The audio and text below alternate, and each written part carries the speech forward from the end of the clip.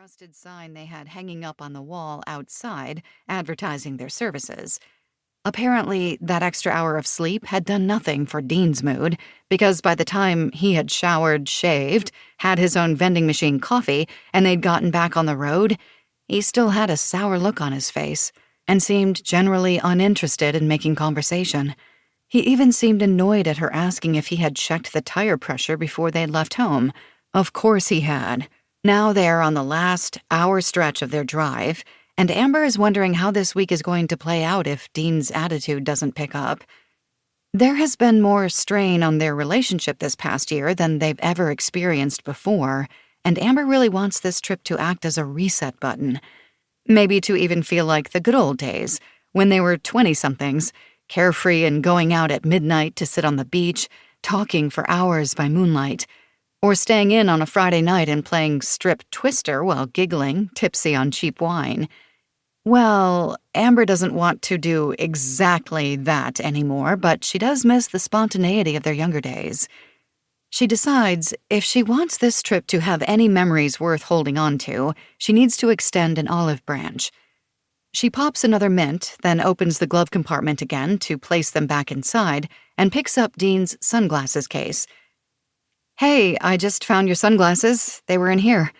"I didn't leave them there," he says, glancing over with a doubtful look. Not a thank you. Amber feels a flash of annoyance, but pushes it down.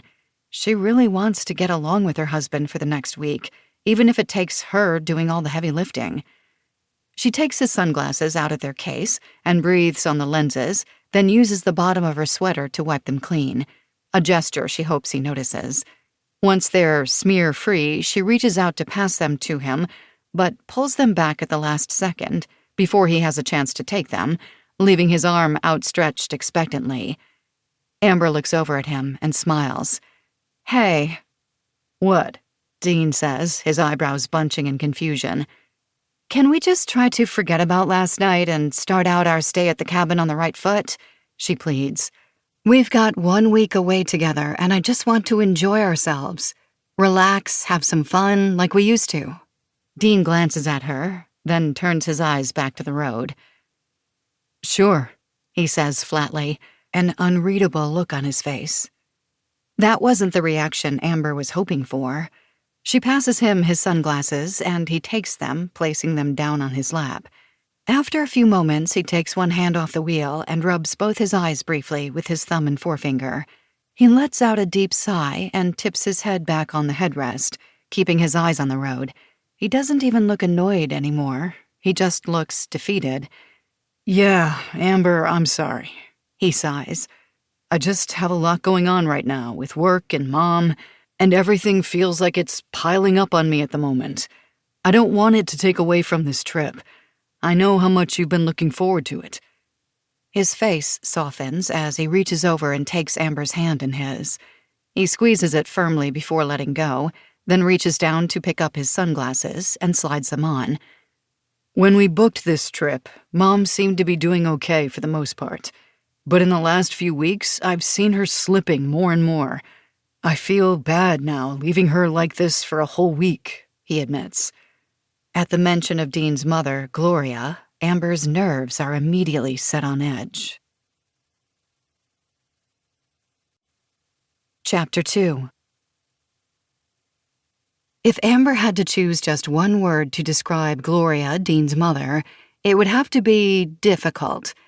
She feels guilty thinking of her that way, not only because she is her mother-in-law who she longs to have a loving relationship with, because Gloria suffers from Alzheimer's disease.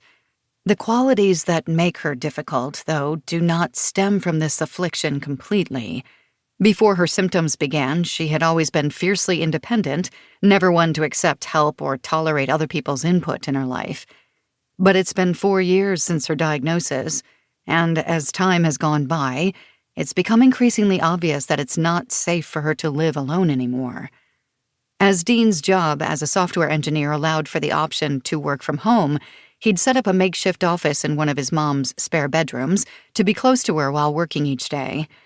But it's been 6 months since he started that arrangement, and with each passing week, he has had to spend more and more of his working hours helping his ever-resistant